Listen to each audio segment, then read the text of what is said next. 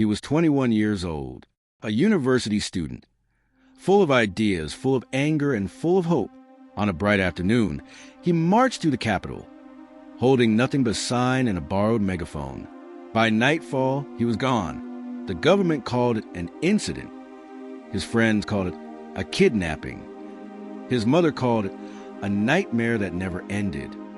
This is the story of a student who vanished for speaking out, and the family who never stopped looking. His name was Daniel Ortiz. He studied political science at the University of Santiago. Daniel wasn't a rebel. He was thoughtful, kind, and driven by one belief, that people deserve to be heard. But in 1978, speaking out could cost you your life. The country was under military rule. The walls had ears. Still, Daniel showed up every march, every rally, every time someone needed a voice that trembled but refused to break. Fade into a 1970s-style newspaper headline. Protest planned for June 11th. June 11th. The students gathered at the Central Square, demanding freedom for detained activists. Daniel left home early. He kissed his mother on the cheek. "Be careful," she said. "Always," he replied. The crowd sang songs of hope.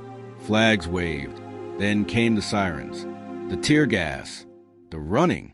Witnesses said Daniel was dragged into an unmarked van by men in plain clothes.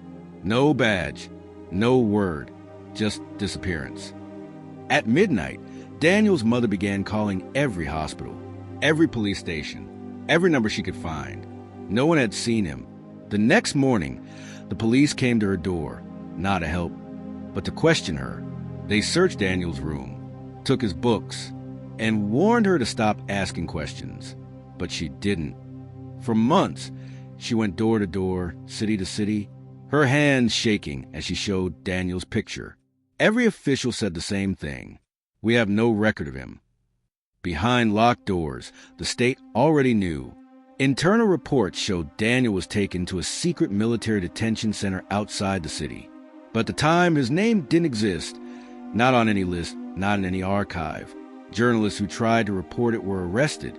The government called them traitors. Mothers like Daniel's were labeled agitators. But they kept coming every week, holding photos of the missing, chanting the same names the government tried to erase. In 1990, after the dictatorship fell, investigators found a folder labeled D. Ortiz Classified. Inside, interrogation notes, photos, and one line, "Subject failed to cooperate. Terminated June 12, 1978. When they gave a report to his mother, she didn't cry. She just whispered, "At least now I can say his name out loud without fear." Daniel's family never stopped fighting.